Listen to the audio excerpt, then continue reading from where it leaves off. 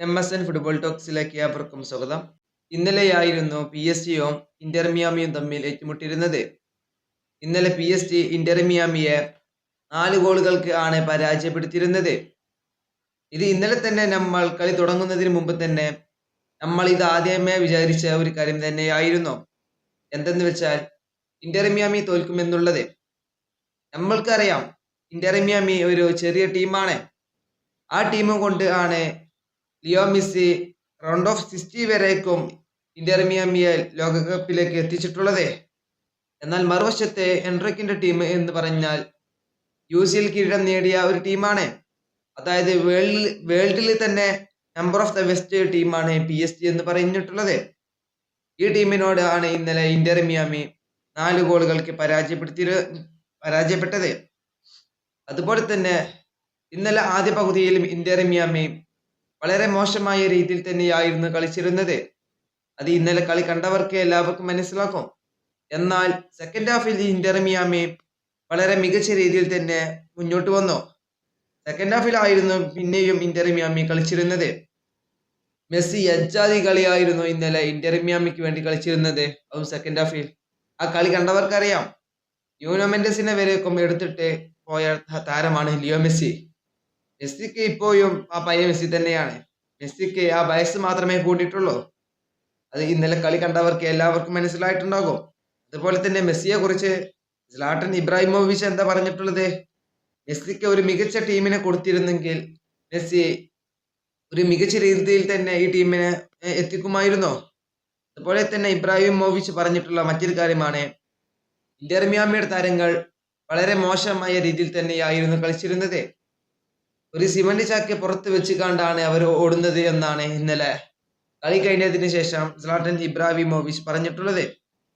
അതുപോലെ തന്നെ ഇന്നലെ മെസ്സിക്ക് അത്യാവശ്യം കുഴപ്പമില്ലാത്ത രീതിയിൽ തന്നെ ഇന്നലെ മെസ്സി കളിച്ചിട്ടുണ്ട്. ഇന്നലെ PSG-യുടെ കൈവശം തന്നെയായിരുന്നു പന്ത് ഉണ്ടായിരുന്നത്.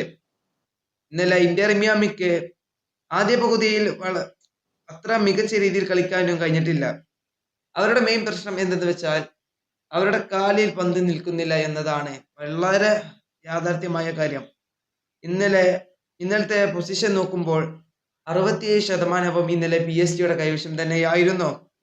എന്നാൽ 33% മാത്രമാണ് ഇന്നലെ ഇന്റർ മിയാമിയുടെ കൈവശം ഉണ്ടായിരുന്ന പൊസിഷൻ.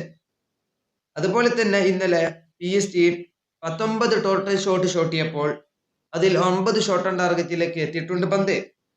അതുപോലെ തന്നെ ഇന്നലെ ഇന്റർ മിയാമി ആണെങ്കിൽ 8 ടോട്ടൽ ഷോട്ട് അതിൽ 3 മാത്രമാണ് ഷോട്ട് ഓൺ ടാർഗറ്റിലേക്ക് പോയിട്ടുള്ളത്.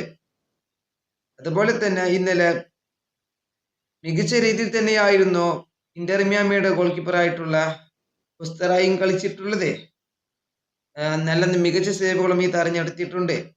ഇന്നലെ PSG-ക്ക് വേണ്ടി നല്ല രീതിയിൽ തന്നെയായിരുന്നു പോർച്ചുഗൽ സൂപ്പർ താരമായിട്ടുള്ള ജോഹൻ നെവസ് കളിച്ചിട്ടുണ്ടായിരുന്നത്. മെസ്സിയും അത്യാവശ്യം നല്ല രീതിയിൽ തന്നെ ഇന്നലെ കളിച്ചിരുന്നു. അതുപോലെ തന്നെ ഇന്നലെ മെസ്സി കളിച്ചത് തന്റെ പഴയ ടീമായിട്ടുള്ള PSG-ക്കെതിരെയാണ്. PSG-യുടെ പരിശീലകനായാണ് ലൂയിസ് എൻറിക്കാണ്. ലൂയിസ് എൻറിക്ക് മുമ്പ് ബാഴ്സലോണയിൽ മെസ്സിയെയും ജോർഡി ആൽബയെയും അതുപോലെ തന്നെ ഇന്റർ മിയാമിയുടെ പരിശീലകനായിട്ടുള്ള മഷറാനെയെയും ബുസ്കറ്റിനെയും ലൂയിസ് സുവാരസിനെയും പരിശീലിപ്പിച്ച പരിശീലകനാണ് ലൂയിസ് എൻറിക്. ഈ ലൂയിസ് എൻറിക്കിന്റെ കീഴിലെ മത്സരത്തിലായിരുന്നു ഇന്നലെ ഇവർ കളിച്ചിരുന്നത്, അതും ഇവർക്കെതിരെ. അതുപോലെ തന്നെ PSG ഈ മത്സരത്തോടു കൂടി ഇപ്പോൾ ക്വാർട്ടർ ഫൈനലിലേക്ക് എത്തിയിട്ടുണ്ട്. ഇനി PSG-യുടെ എതിരാളികൾ ബയൺ മ്യൂണിക് ആണ്. അതുപോലെ തന്നെ ഇന്ന് ബയൺ മ്യൂണിക് ഫ്ലമിംഗിനെയെ 2-4 ഗോളുകൾക്ക് ആണ് ഇന്ന് പരാജയപ്പെടുത്തിയിട്ടുള്ളത്. അവരും ഇന്ന് അത്യാവശ്യം കുഴപ്പമില്ലാത്ത രീതിയിൽ തന്നെ ഇന്ന് കളിച്ചിട്ടുണ്ട്. ഈ വീഡിയോ ഇവിടെ അവസാനിപ്പിക്കുന്നു. ഫുട്ബോൾ ലോകത്ത് കൂടുതൽ വിശേഷങ്ങളുമായി അടുത്ത വീഡിയോയിൽ വീണ്ടും കാണാം.